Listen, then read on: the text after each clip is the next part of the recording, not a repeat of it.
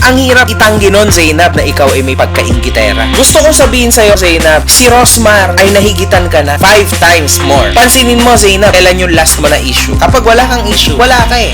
CEO na si Rosmar Tan, ipinagtanggol ni Makagago.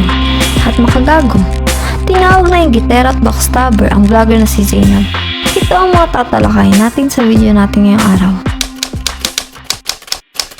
Kamakailan lang nang idaos ng kilalang CEO na si Rosmar Tan ang kanyang first anniversary concert na ginanap sa Araneta.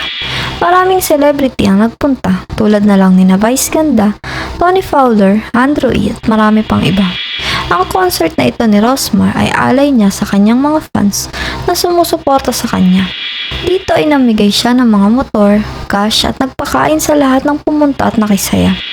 Pasasalamat daw ito ni Rosmar sa lahat ng mga tumangkilik ng kanyang produkto at brand na naging successful sa loob lamang ng isang taon.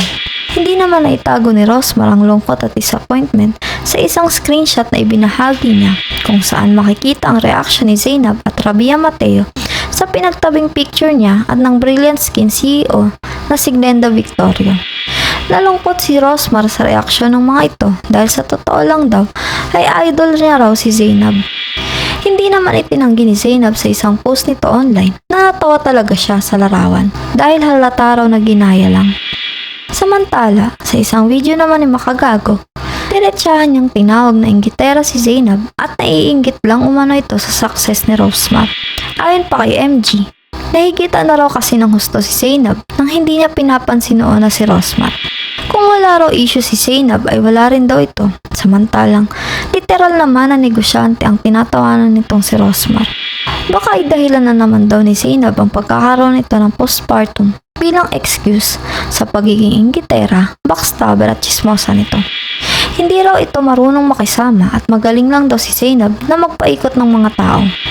Mensahe pa ni MG para kay Zainab, bago raw nito pagtawanan ang mas mababa sa kanya noon, isipin daw muna nito kung ito naman daw ang tumawa sa sitwasyon ni Zainab ngayon.